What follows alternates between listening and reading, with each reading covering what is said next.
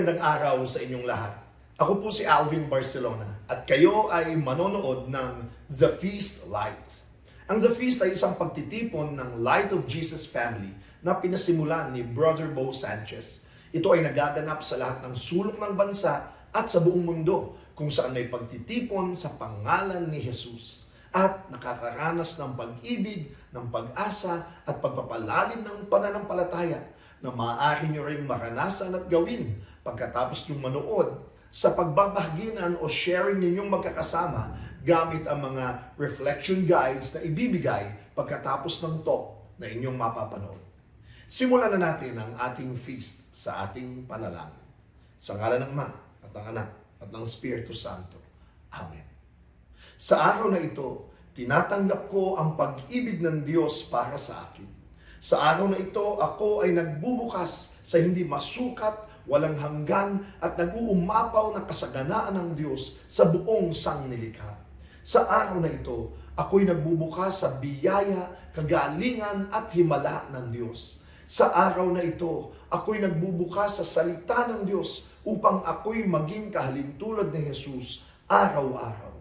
Sa araw na ito, aking itinatanghal na ako ay mahal ng Diyos. Ako ay lingkod ng Diyos. Ako ay makapangyarihang kampiyon ng Diyos. At dahil ako ay pinagpapala ko ang mundo sa ngalan ni Jesus. Amen. Sa ngalan ng Ama at ng Anak at ng Espiritu Santo. Amen. What do you see?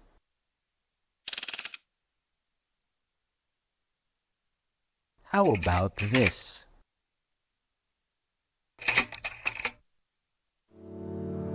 Read the letters.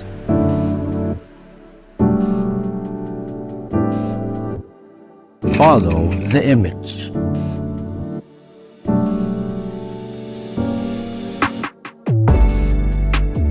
Do you understand?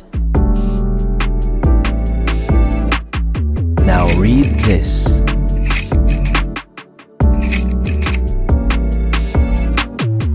Do you know?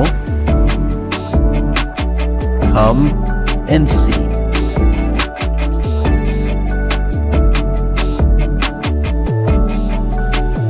Your life will never be the same.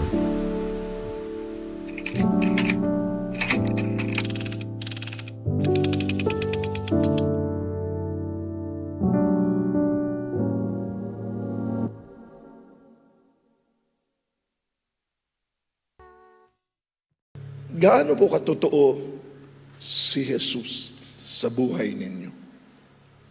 Yung hindi mo lang siya naririnig o nababasa o ikwinento lang sa'yo. Yung personal mo talaga siyang nakita, narinig at naranasan sa iyong buhay. I'm so thrilled and excited as we welcome you to the brand new talk series that starts today. Come and see, a Bible study on the Gospel of John. And this entire series, ito po gagawin natin. Dahil sa loob ng 10 linggo, we will come and see Jesus, come and hear Jesus, come and experience Jesus, because Jesus is real. Totoo po siya. Totoo. But, warning, warning. Paduguan po ito. Kasi ang title po ng ating series, Come and See. Okay na yun. Pero may kasunod. Bible study on the Gospel of John. Naku. Ang Gospel po ni John ang medyo nosebleed sa 4 na Gospels. That's why we want you to lean in. Ibig sabihin, talagang sit back, brace yourselves, pero makiisa kayo. Ibig sabihin, pag talagang tinamaan kayo o naaham, oo nga, palakpak kayo, sigaw kayo, makiisa kayo, kasi kailangan maging interactive ito. You know, as we read John, madidiscover natin, hindi siya biography lang ni Jesus. Sa Matthew at sa Luke, sa mga ebanghelyo nila, may kwento na naging sanggol si Jesus. Di ba? Nandun kinuha yung kwento ng Pasko. Na alam niyo naman yung sinasabi ko. There are 4 Gospels in the New Testament. Matthew, Mark, Luke, John. Yung tawag sa unang tatlo, Synoptic Gospels. Halos, no, although may mga pagkakaiba-iba sila, pero halos pareho ng mga kwento at estilo. Pagdating kay John, iba. Walang mga genealogies, di ba? Yung huli natin pinag-usapan, yung mga angkan ni Jesus, pinaliwanag. Kay John, wala. Diretso, tapos umpisa pa lang, parang pagbago ka, ano to? Parang gusto ko na laktawan. Balik na ako kay Luke, kasi mas mukhang magaang basahin. Dapat yung malaman na John, the Gospel of John was the last gospel to be written among the 4. Siya yung pinakahuli. Kaya ibig sabihin, sa loob ng 20 hanggang 40 taon na, alam na nila, nabasa na nila si Mateo, si Lucas, si Mark. Kaya nung nagsusulat si John, malamang, sabi ng mga scholar, gusto niyang magdagdag ng ibang anggulo. Ayan. Kasi baka alam na yung kwento ng tatlo ibang anggulo. So John wanted to add deeper reflections about Jesus. Kaya again, brace yourselves. Talk 1 pa lang, we will dive. And we will dive deep. Okay lang yon. Mga feasters naman tayo. Handa tayo sa solid food. John 1:1. John chapter 1:1 pa lamang ito. Sa version ng Biblia ito. Revised edition ng New American Bible. Familiar kayo dito? In the beginning was the Word, and the Word was with God, and the Word was God. Yun na yun. Kaya sabi ko sa inyo, iba. Kasi doon sa iba, talagang ganito nagsimula, nagpakita ang anghel kay Maria, ito ang angkan, ito umpisa pa lang, palaisipan na. Nung nag-aaral po ako ng philosophy, nung ako'y college, isa ito sa mga we wrestled on. Tawag dyan, logos. Sa simula pa lang, ando na ang salita. At ang salita ay kasama ng Diyos. At ang salita ay Diyos. Ang verbo, salita, ay Diyos.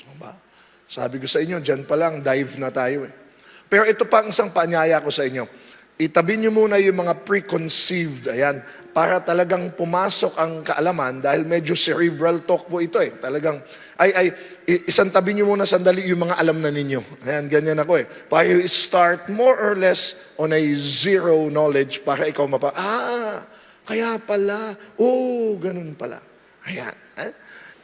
Actually, namimiss ko ito na parang nagle-lecture sa college, sa high school. Pero okay lang to.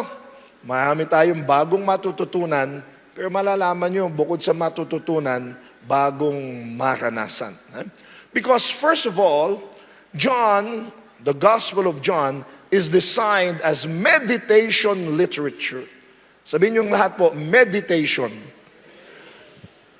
Parang ganito po yan Ang salita naman talaga ng Diyos, lalo na kay John, pero sa buong Biblia, hindi po yan nakukuha ng isang basa lang Dapat yan binababad mo. Paborito nyo ba beefsteak? Yung beefsteak. Ako medyo masarap, di ba? Ako po, mahilig dati dyan. Ngayon, bumalik ako ng gulay isda Pero, paano sumasarap ang beefsteak, brother? Malasa kasi yan di ba? Ang alam ko po niyan kasi, yung mga nagluluto ng beefsteak, sa gabi pa lang, ano pong tawag, sister? Marinate. Binababad sa toyo, sa kalamansi, sa bawang, paminta, sigarilyas, mani, sitaw, bahay kubo yun. Tapos talagang binababad mo magnamag, para kinabukasan nanunuot na, di ba? Yung flavor, yung lasa, para pag kinain mo hanggang dulo, hanggang loob, lasang-lasa mo. Ganun daw dapat ang salita ng Diyos You chew on it. Di ba kung gusto mo daw mag-enjoy sa pagkain mo, ninunguya mo yun, lunok ka agad, tapos aalis ka kaagad, di ba? Sa mas malalim nga, masticate. Yung masticate, chinuchew mo daw yan para ma-digest ng tama. Lasang-lasa mo. O pag nanood kayo ng sine, ng pelikula, di ba madalas kung gustong-gusto nyo yun, uulitin nyo. Dapat nga daw, ito totoo lalo mga Avengers movies, fan ako ng mga Marvel. O kaya Kung Fu Panda, kanonood ko lang agabi nung kasama yung anak ko. Yung una kong nood, mag-i-enjoy ako. Ayoko nga nung unang nood pa lang, ang dami ng tanong, ba't ganun? Bakit sabi naman, manood muna tayo. Sino siya? Bakit bigla siya lumilipad? Ba't siya namatay? Bakit siya...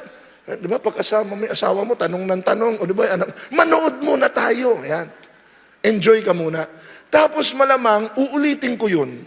Kasi sa pag-ulit mo, dun mo ngayon hihimayin, kaya pala siya namatay. Kaya pala kalaban niya yun. Bati pala talaga sila. Yun, doon mo pa lang, di ba? Doon mo pa lang maiintindihan.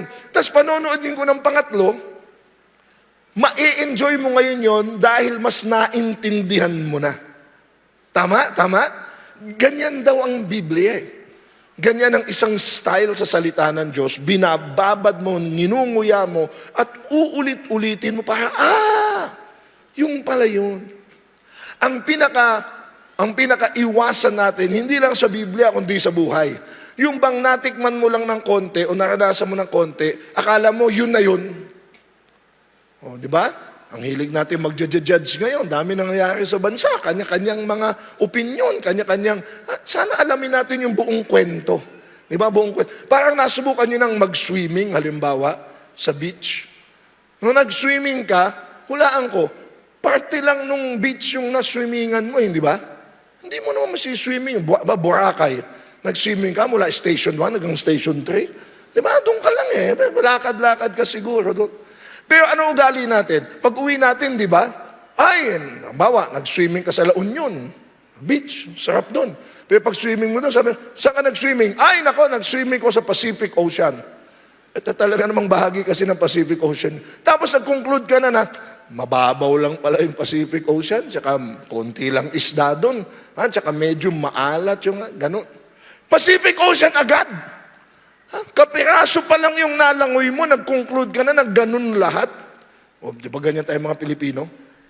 Napunta lang ng isang bahagi ng Japan. Pag uwi, alam nyo, ang Japan, ang mga Hapon, na-meet mo silang lahat? Lahat?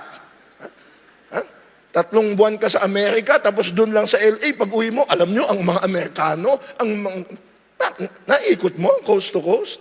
Ang hilig natin, parang may foreigner na pumunta sa atin. Tapos nadukutan sa Maynila. Tapos pag uwi nila, sasabihin nila, ang mga Pilipinas, lugar ng mga mandurukot. Payag kayo doon? Hindi, punta ka lang ng isang tao lang, sa Maynila lang. Punta ka sa ibang lugar para maranasan mong madukutan din doon sa ibang lugar. At least ma-confirm mo, di ba? Joke po yun, joke. Proud ako sa bayan ko. Ang Pacific Ocean, for example, alam nyo bang 30% ng Earth's surface ang nasasakop niyan? At 4,000 meters deep yan? Ba't ko sinasabi yan? Kasi parang ganyan ang salita ng Diyos. Kasing lawak ng Pacific Ocean, actually, kasing lawak ng sanlibutan, at kasing lalim ng pinakamalalim na karagatan. Katunayan, malalaman nyo mamaya, nagsulat si John, hindi naman talaga para totaling paintindi sa'yo. Magandang maintindihan natin. Sabihin nyo, maintindihan. Diyan tayo mag-iingat, Unahang-una kayo. Kasi yung mga akala nilang naintindihan na nila, yun yung mga makikipagdebate, makikipagbash. Ako, kailan lang, di ba? Paboritong share ko sa inyo na lagi akong binabash. Kakapost ko na naman, binash na naman ako. Pinost ko lang yung skit natin ng Good Samaritan. Bash ka agad ng, hindi ganyan ang kwento, wag mong baguhin. Sabi ko, interpretasyon yun kaya lang ayoko nang makipagtalo. Ang hirap po, kapag tinuring mo naman ang Biblia, na purong dito lang. Are you listening? Hindi pwede. Malalim po ang usapan natin dito, Bible study. Pero ulitin ko sa inyo, may pangalawang layunin si John. Hindi lang siya meditation literature. Ang pangalawang layunin ni John, ang sinulat niya, will lead us to worship. Pagkabasa mo noon, naintindihan mo man o hindi, mapalapit ka sa Diyos. Kasi may mga kilala ako, dahil hindi talaga nila maintindihan, tumiwalag na sa Diyos.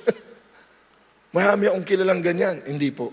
Magandang maintindihan natin, pero faith comes in na kahit hindi mo lubusang naintindihan, tinatanggap mo pa rin at nagtitiwala ka pa rin sa Diyos. Amen? Bakit? Lagay ko na sa huli. Una, kay John, dulo ka agad. Anong sabi ni John sa dulo? Now, Jesus did many other signs in the presence of His disciples that are not written in this book. Uy, mahalaga yan. Sorry mahal na mahal natin ang mga kapatid natin sa ibang Christian na sekta. Mahal natin. Pero yan po ang isa nating paliwanag, kung kayo magpapaliwanag, na hindi po lahat nasa Biblia. Hindi lahat. Kasi pag sinabing, wala sa Biblia, basa ko na. Hindi. Si John po mismo nagsabi, marami pang ginawa si Jesus na hindi nasusulat. Kaya tayo mga Katoliko, kung mayroon pong ibang pananampalataya, we love you, we respect you, nagpapaliwanag lang po. Tayo mga Katoliko, may Biblia at may tradisyon. Kasi hindi po lahat ay naisulat. Marami pong naikwento, naipasa ng mga gawa ng mga apostoles, ng mga disipulo, ng mga Kristiyano na tinutuloy-tuloy ng simbahan. Kasama na halimbawa yung pagbibinyag ng mga bata. Wala naman siya. Hindi na alam, nagpatuloy-tuloy yan ayon sa mga gawa ng mga apostoles.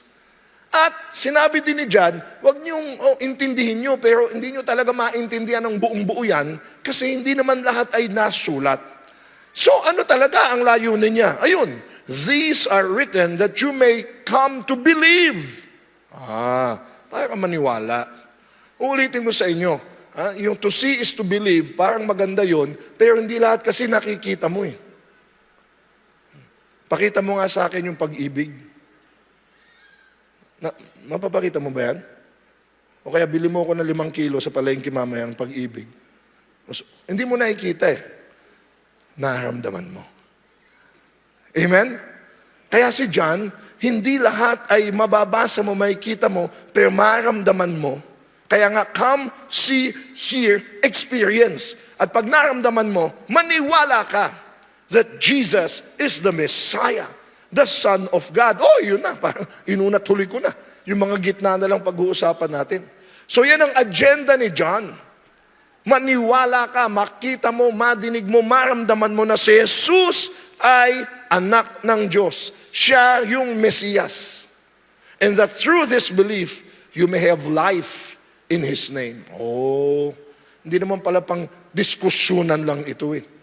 Ang gusto talaga ni John, magkaroon tayo ng buhay na buhay kay Jesus.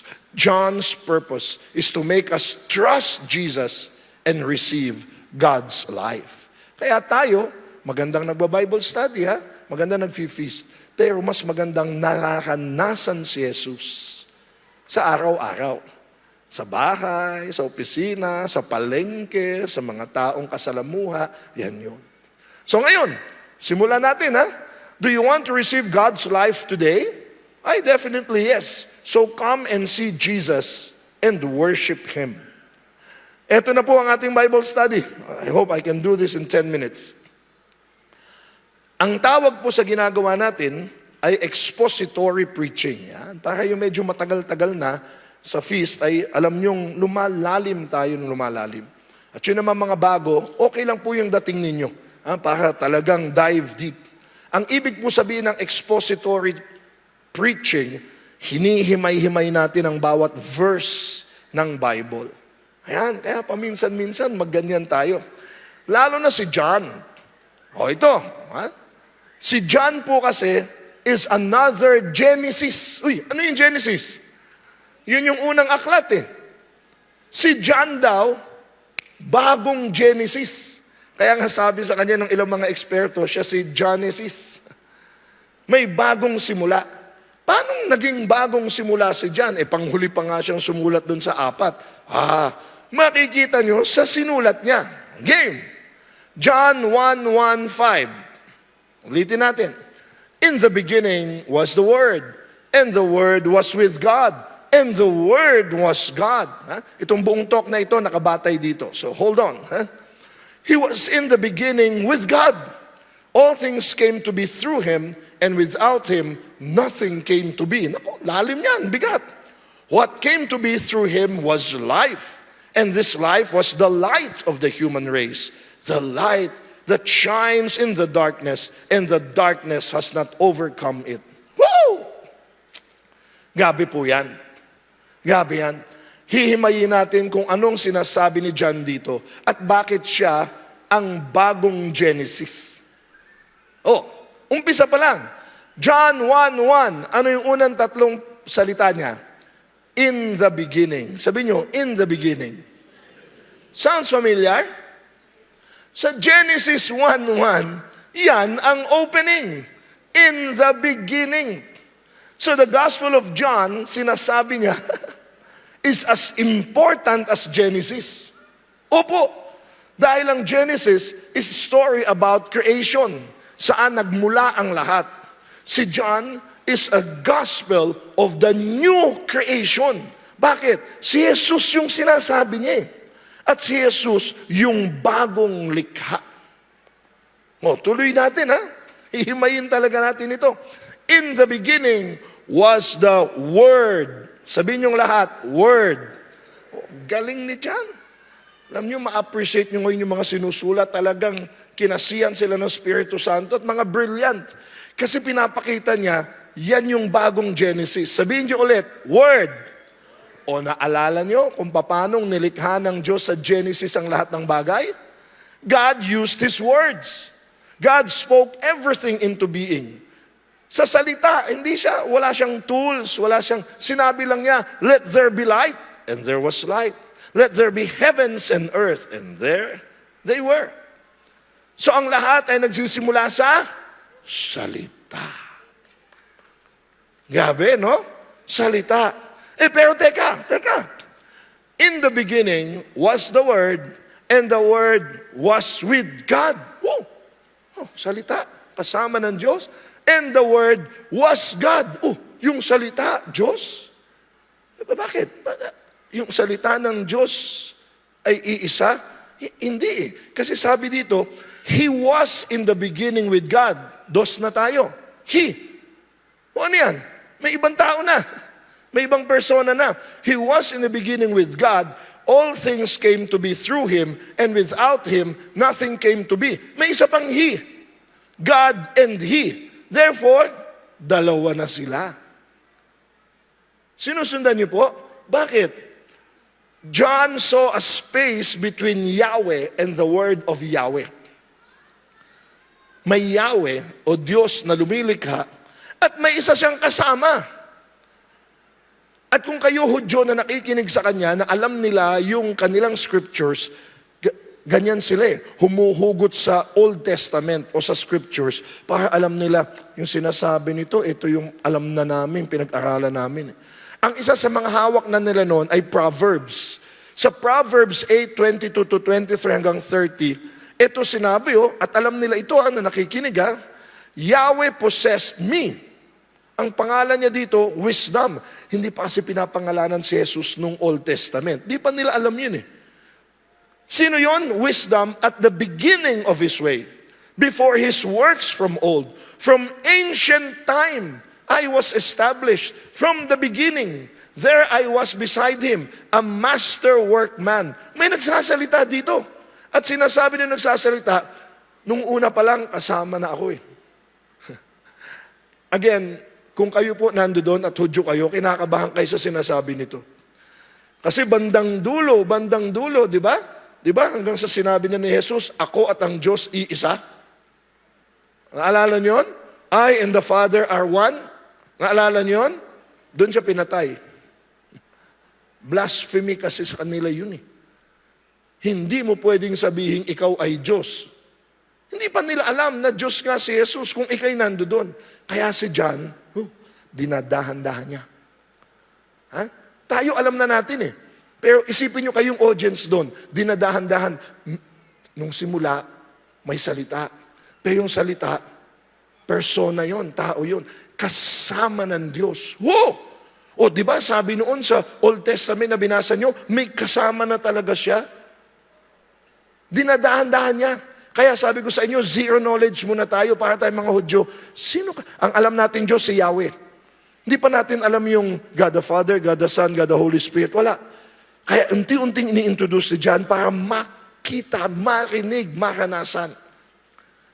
In the first page of Genesis, sinasabi ni John, Jesus was already there. Siya yun eh. Alam na natin yun. Pero kunwari hindi nyo pa alam, si John parang ganito. Pag nanood kayo ng pelikula, ang nakikita no, yung tinatamaan ng camera. Tama? Pero paminsan-minsan nakakapanood tayo ng mga documentary na pati yung director kita, pati yung mga crew kita, ganyan si John. Pinapakita niya, hindi lang yung tinatamaan ng camera, kundi pati yung mga nasa likod ng camera. Yung cameraman, binubuking niya. Pati yung director, pati yung crew.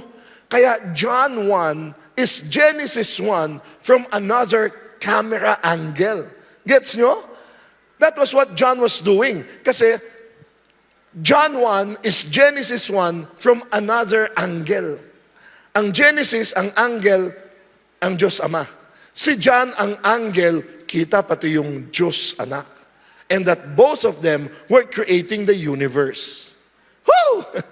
John 1:1. Nasa 1 pa lang tayo. Tapusin natin. In the beginning was the Word, and the Word was with God, and the Word was God. So yung salita ng Diyos, Diyos din. Kasi persona din yun eh. Kaya nga tayong may aral at katotohanan na tatlong persona sa iisang Diyos. Kasi ngayon, o lalo na sa mga bata, hindi na nila masyadong alam yan. Alam ko po yan kasi nagtuturo ako, tinahabol ko yan. Pero nung tayo mga bata, tinuturo yan ng mga katikista, tinuturo sa ating mga paaralan. There are 3 persons in one God. Ngayon, parang mga Hudyo yung kausap ko, mga estudyante, ano yun? Kaya ganito din ang pagpapaliwanag ko sa kanila. Kasi ngayon, ano tingin ng mga tao kay Jesus? Wise teacher, talino, kaibigan, di ba? Makakasama mo siya. Kapatid, Kuya Jesus, kasama. Lalong-lalo na kung ikaw may mga problema, si Jesus ang lapitan mo. Lahat yan okay. Lahat yan tama. Pero dapat madinig natin ngayon at maituro natin na si Jesus ay higit pa sa mahusay na guro, higit pa sa kaibigan, higit pa sa kasama. Bakit? Dahil siya ay Diyos.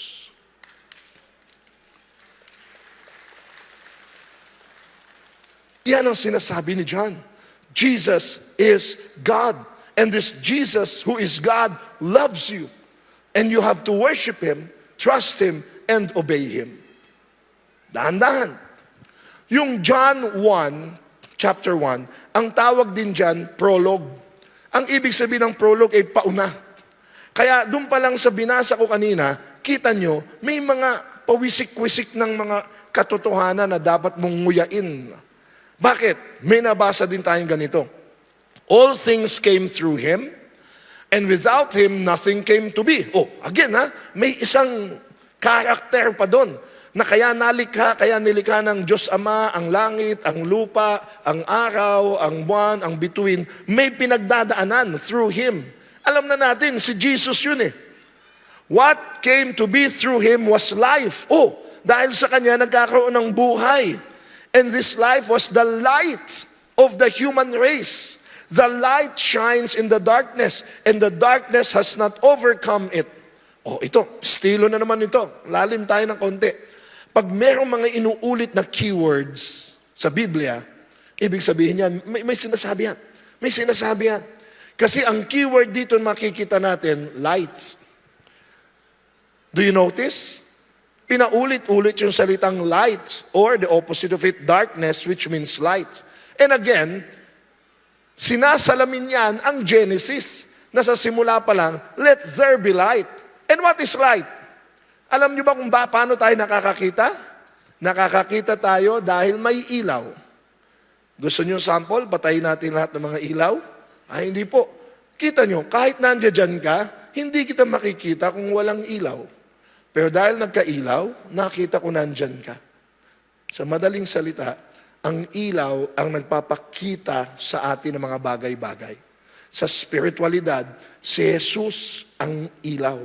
At sa pamamagitan niya, makikita natin ang mga bagay-bagay.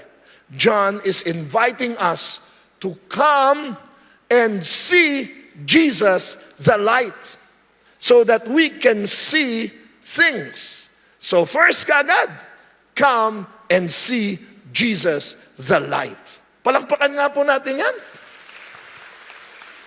Hihimayin pa natin, ha? 6 to 8. Verse, a man named John, ayan yan eh. Pag ikaw ay nagpipresenta, kumukuha ka ng mga testigo. O katunayan, di lang ako nagsabi niyan. Sinabi din ng isang tao yan. May John pa siyang binanggit. A man named John was sent from God. He came for testimony, to testify to the light, so that all might believe through him. He was not the light, but came to testify to the light. Ano yung mga inulit na salita? Testify.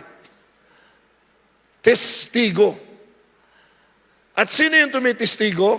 Si John the Baptist. Naalala nyo, bago dumating ang Panginoong Jesus, yung pinsan niyang anak na Elizabeth, siya ay nagsasabing, may dadating, may dadating. John the Baptist yun eh. Tumistigo kay Jesus. Kaya nung dumating si Jesus sa Ilog Jordan, nagbibinyag si John, sinabi niya, andito na ang tunay na magbibinyag. John din ang pangalan niya. Sino itong sumusulat? John din. So dalawa sila na tumitistigo. At pag ikaw nagtistigo, malamang sa hindi, nagsalita ka. Nadinig ka. Kaya nung tumistigo si John the Baptist at tumitistigo ngayon si John the Evangelist, nagsasalita sila na isinulat. Pero ang una niya, nagsalita. At pag nagsalita, anong mangyayari? Maririnig mo.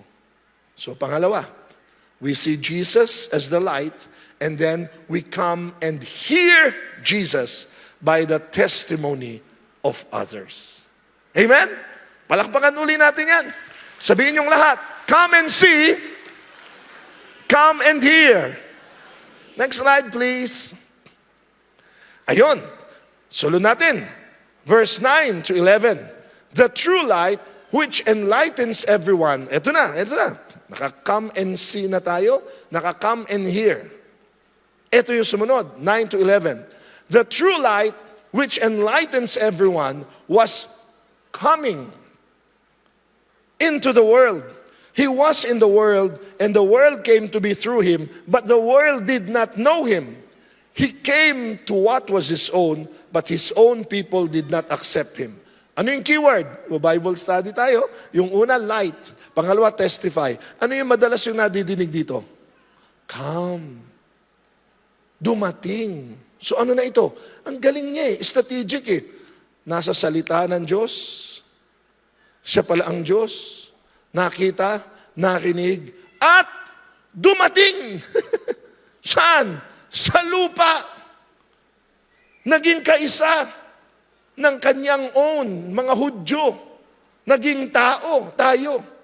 So sa madaling salita, yung nakita mo at narinig mo, dumating, ay naranasan mo na siya. John says he's coming. Therefore, this person is not just a light or a voice to be heard. He is a person who is real.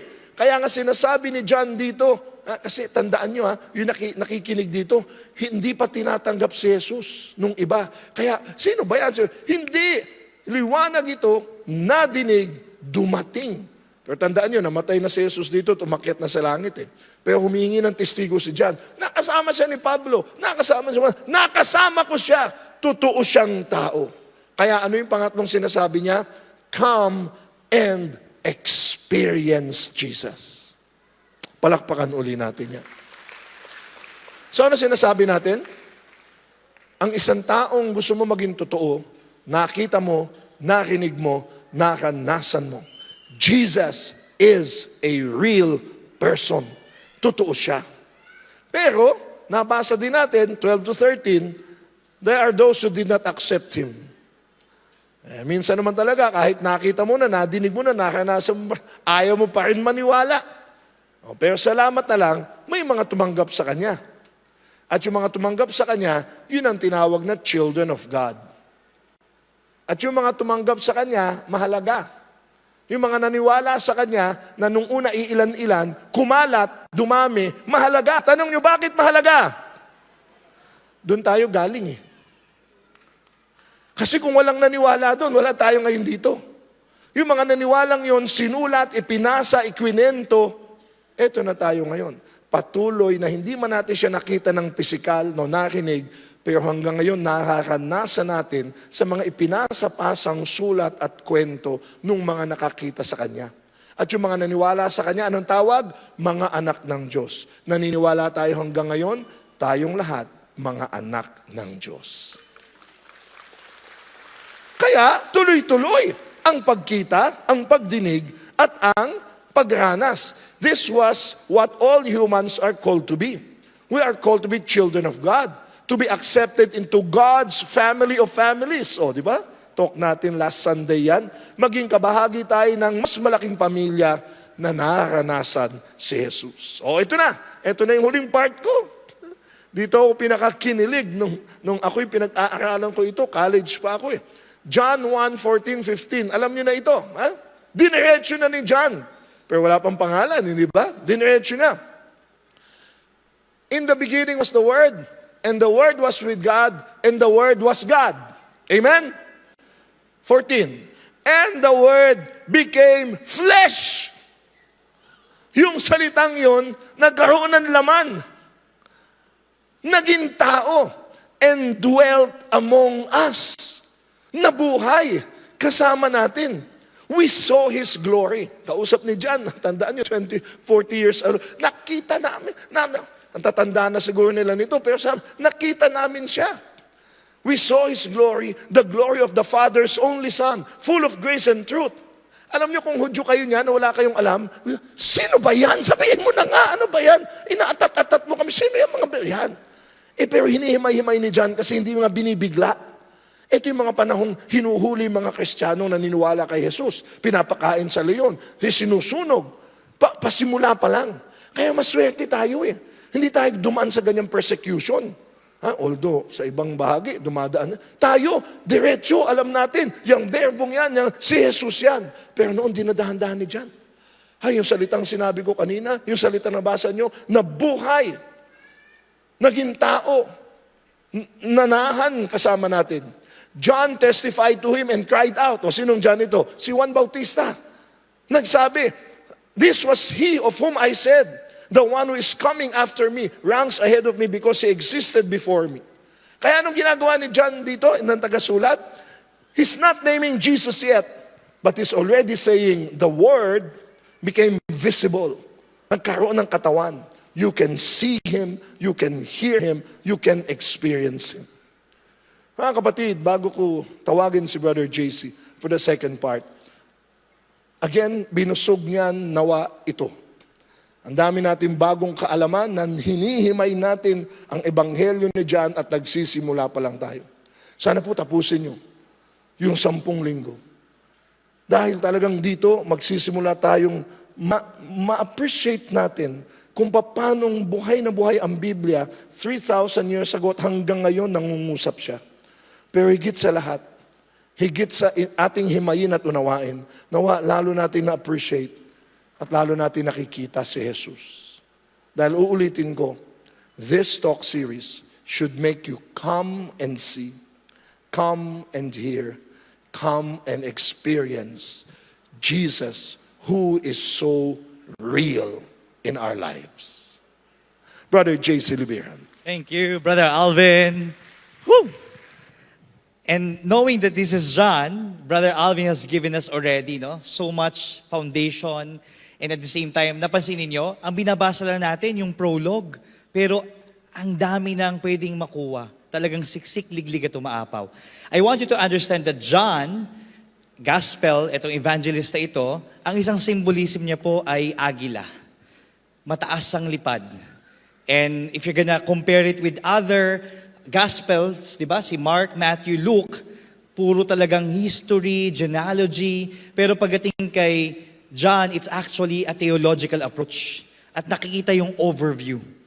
Kaya tama rin naman talaga yung imbitasyon na habang tayo ay nagjo-journey in this series, Come and See, talagang hihimayin natin. Sabihin nyo nga sa katabi nyo, let's himay.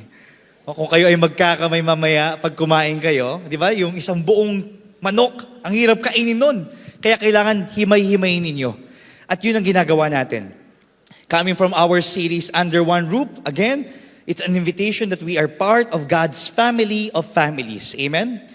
And here, we continue in John chapter 1, verse 18. Hindi ko na po babasahin lahat. Yung highlighted na lang kasi ito pa yung kanina pang binabasa ni Brother Alvin. We're just doing now himay-himay. And I want to highlight now, and made His dwelling among us. Sabihin nyo nga po yung salitang dwelling. Dwelling is equivalent to tent. At pag pinag-usapan ang tent, babalik at babalikan natin yung ating naging journey with Israel. And here, the message is this, and He tabernacled with us. Nanahan ang Panginoon. And Jesus is the new tabernacle. Of course, in the church, in the parishes, alam natin, ayun yung tabernakulo. Pero dito, pinapaalala na ang Panginoon Diyos ay nasa ating lahat. When we look back into the story of the Israelites, ito po yung tent. They camped with the 12 tribes of Israel, as seen here, at nandun yung Holy of Holies. Pag nakita nila na merong pillar of fire, meron sila nakitang cloud, sasabihin nila, ayan, nananahan ng Panginoon Diyos sa atin. Pero maaring tanongin nyo, sa buhay ba natin, na-experience natin yan? Let me now highlight this again. From the same verse, prologue, introduction ni John. And we saw His glory. Everybody say that word, glory. And the glory as of the Father's only Son, full of grace and truth.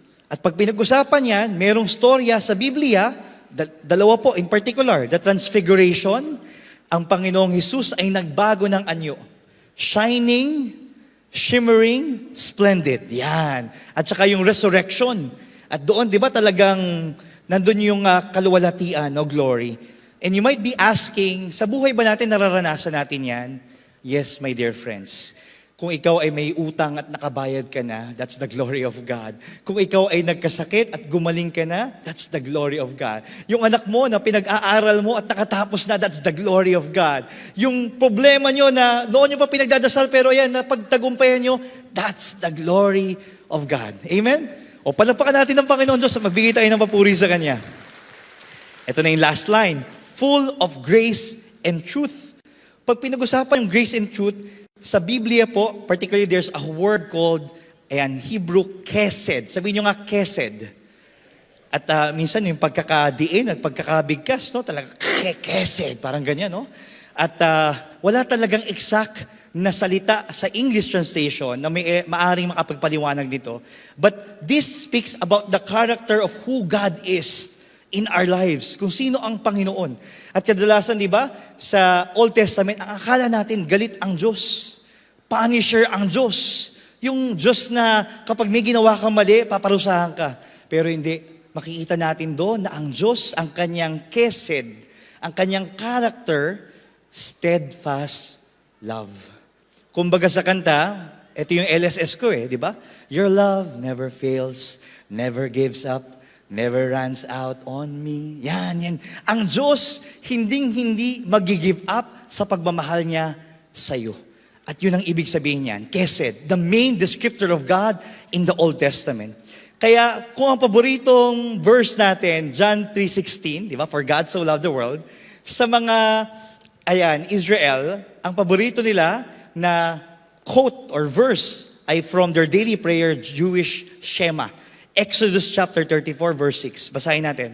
The Lord, the compassionate and gracious God, slow to anger, abounding in love and faithfulness. Tapat. At ang Panginoon Diyos, ang pagmamahal niya, hindi tayo give up. Para kay John, and we're talking about John, the evangelist, Jesus is the kesed of God. Siya ang steadfast na pag-ibig ng Diyos. And that's why we've been telling you, receive Jesus. Tanggapin mo si Jesus sa iyong buhay. Hindi lang tuwing linggo, pero araw-araw. Receive the steadfast love of the Lord at wag mong itago. Ibahagi mo siya sa iba. Pero mga kapatid, ito po ha, mahirap ibahagi si Jesus kung siya mismo wala sa buhay mo. Kaya dapat unang tanggapin mo siya, ang kanyang pag-ibig, pagpapatawad, awa, habag, at yun na nga ang pagkakataon natin para maibahagi rin to sa iba. And that's why here, Brother Alvin has been telling us na may paparating. Ayan, ang keyword dito sa verse na to, coming. Sabi nyo nga coming. At yung paparating, hindi lang siya up in the clouds. Hindi siya Diyos na God is watching us from a distance. Hindi, siya ang Diyos na nagkatawang tao. Si Jesucristo. Kaya nga, di ba? Emmanuel, God is with us. Kasama natin ang Panginoon. Sabi mo sa katabi mo, tapik mo siya, sabi mo sa kanya, kasama natin si Lord. Minsan kasi akala natin, nag-isa lang tayo sa laban ng buhay, sa mga pagsubok natin. Pero ang Diyos, hindi tayo iiwan. Kesed comes through Jesus. And for John, ito po ha, copied the structure of the creation story. Alam niyo talagang gustong-gusto ng John Evangelist, yung Genesis, kaya tama talagang tawagin Genesis. Bakit? Kasi kinopya niya. At meron siyang dahilan kung bakit niya kinopya yun. Ito sa Genesis, yung creation story, day 1, 2, and 3, separating. Day 1, God created the light. And then the night. Di ba ganyan yan separating. Pero days 4, 5, 6, filling. Decorating, di ba? God filled the world with creatures, with plants, and so on and so forth. In the Genesis writer, ito, ang pattern niya, day 1 matches with day 4. Day 2 matches with day 5. Day 3 matches with day 6. Tapos ito na ngayon, tignan niyo yung kay John, di ba? Magaling siya kumopya. At napakaganda naman talaga kasi this is something as well that can really give the message to people. John's prologue had 6 parts that also combine into 3 pairs. Part 1, verses 3 to 5, is light, seeing. And then part 2, verses 6 to 8, John, hearing. Part 3, verses 9 to 13, coming, experiencing. Part 4, verse 14, God tabernacled, Word made flesh. Part 5, verse 15, John's testimony. And part 6, verses 16 to 17, coming, experiencing Jesus. And friends, here, itong summary niyan. And kakaiba, no? Kasi, start pa lang ng talk, we're already giving you the summary. Para nang sa gayon, in the next 10 weeks, pwede niyong balikan ito. Part 1 and 4 is all about seeing. Can you all do this? Seeing. Seeing, yan. Part 2 and 5 is about, everybody, hearing. And then part 3 and 6 is all about experiencing. Kaya tama yung invitation natin, ang message natin, come and see, come and hear, come and experience Jesus. Not just here, but every day of our lives. Pero ito hindi lang dapat maranasan. Ito po ang hamon at imbitasyon sa atin. How can we bring Jesus into our family? How can we bring Him into our work and businesses? Sa community natin, sa church, and wherever God is leading you. Again, you'll only be able to share Jesus when you have received Him. Ituloy natin. John chapter 1, verses 1 to 18. No one has ever seen God, the only Son God, who is at the Father's side, has revealed Him. Kaya ito na po, sabi ni John, he ended his prologue with a ... Pakiulit. ... Anong ibig sabihin ng Coach JC? Ang ganda na lumilipad na, ito na yung climax, ito na, sino ba yan? Sino ba yung tagapagligtas? Sino ba yung paparating? Tapos biglang, parang K-drama lang, nung ito na yung climax, to be continue. Kaya tamang-tama lang, na sa ating talk ngayon, we've given you an overview, an introduction, because in the next weeks to come, mas maiintindihan pa natin to. Hihimayin pa natin. Amen? I'll ask you to stand. Genesis chapter 2 to 3, dito natin malalaman, connected to what we've been reading. Then God blessed the 7th day and made it holy, because on it, He rested from all the work of creating that He had done. We understand na nung creation story, hindi lang si Yahweh, ang Diyos ang gumagawa, nando na si Jesus. Kabahagi na siya, kasama na siya. At ngayon, alam natin na nananahan siya sa ating lahat. Put both of your hands near your hearts, pakiramdaman ang tibok ng puso, and say this after me, God is dwelling in my heart. Amen? Kaya ito, as we, call our worship team and prepare, kasi talagang itong Gospel of John, itong Come and See, hindi lang siya meditation na kailangan ulit-ulitin, kailangan talaga na it leads us to worship. Lord, grabe yung pagmamahal mo sa amin. Wala na akong masabi. Mag-worship na lang ako. Yan ang ating attitude towards it. O, ito na. 20 chapters later, John finishes the ... Iniwan tayo hanging climax eh. Ito na ha. Spoiler alert ha. John chapter 19 verse 30. The Lord, while crucified, breathed His last and said, "It is finished." You don't find this phrase in Matthew, Mark, or Luke. Only John. This was how he completed his cliffhanger sentence, ... Because only the cross of Jesus is the doorway that can make us reach the seventh day. At ano yung seventh day? We all know. That's the rest day, the Sabbath day. Only the cross of Jesus can make us rest with God. Kapatid, sige, tuloy mo yung palakpak na yan. Kapatid, baka kung saan-saan ka pa nagpupunta, pagod na pagod ka na, at windang, ang daming iniisip, may kakulangan sa buhay, huwag ka nang lumayo-layo pa. Itong Panginoon, only the cross of Jesus can make us enter the Garden of Eden and dwell with God forever. And ako, I look back with gratitude because the Light of Jesus family, 44 years, di ba? We celebrated. When I was college, I discovered Feast Magazine ngayon, ang tawag, pero dati Kerygma Magazine. And then eventually I got into the writings of Brother Bo, but it led me to the Feast. Alam mo, itong mga sinasabi ko, it's all pointing to Jesus. And now, after so many years, I'm here testifying. Sakto po, ang pangalan ko po, JC. The J stands for one. Kung si John the Baptist or John Evangelist, nagpapatunay, ako rin po nagpapatotoo. Now, when you experience Jesus, when you see Him, when you hear Him, when you experience Jesus like never before, yung buhay mo rin magbabago. The Lord doesn't promise a smooth ride, but one thing is for sure, hindi ka iiwan ng Panginoon. Amen? The Lord is inviting us, come and see Jesus. Pakisabi sa katabi, come and see Jesus. Come and hear Jesus. Come and experience Jesus. Amen?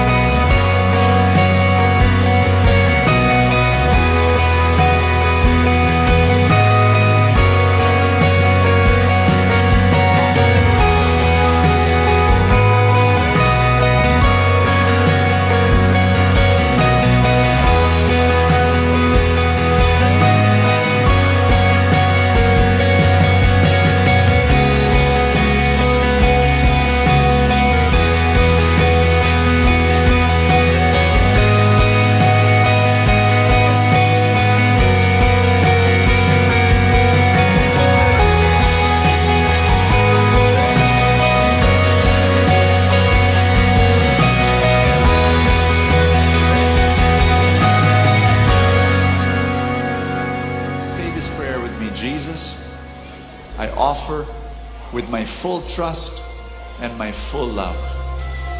And I believe you will bless me more so I can give more. In Jesus' name, amen.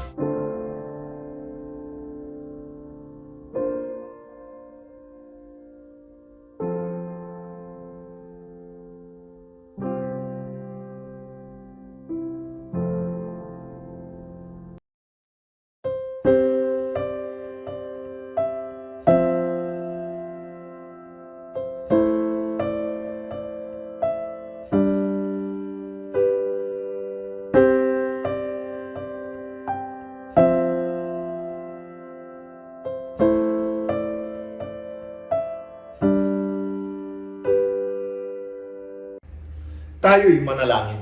Sa ngalan ng Ama at ng Anak ng Espiritu Santo. Amen. Mahal naming Ama sa Langit, kami po ay nagpupuri at nagpapasalamat sa isa na namang pagkakataon na kami muli mong tinipon at tinawag upang makinig sa iyong salita. Ipinapanalangin ko ang lahat na ngayon natitipon sa ginanap na feast light na ito. Itinataas ko ang mga panalangin, pangangailangan at mga pangarap ng bawat isa para sa kanilang mga pamilya, sa kanilang mga hanap buhay, sa kanilang kalusugan, sa kagalingan ng mga may sakit, at sa anupamang mga kahilingan, puno ng pananalig at pananampalataya na ito ay ipagkakaloob mo sa iyong takdang panahon at pamamaraan. Nawa, patuloy ang maging pagtitipong tulad nito upang lalong ang mabago ang aming mga buhay ayon sa iyong kalooban. Sa ngalan ni Jesus. Amen. Sa ngalan ng Ama at ng Anak at ng Espiritu Santo. Amen. Maraming salamat muli sa inyong panonood. Huwag niyong kalimutan na regular na magtipon muli sa ating feast light at siguradong mayroong magandang mangyayari sa inyong lahat. God bless you.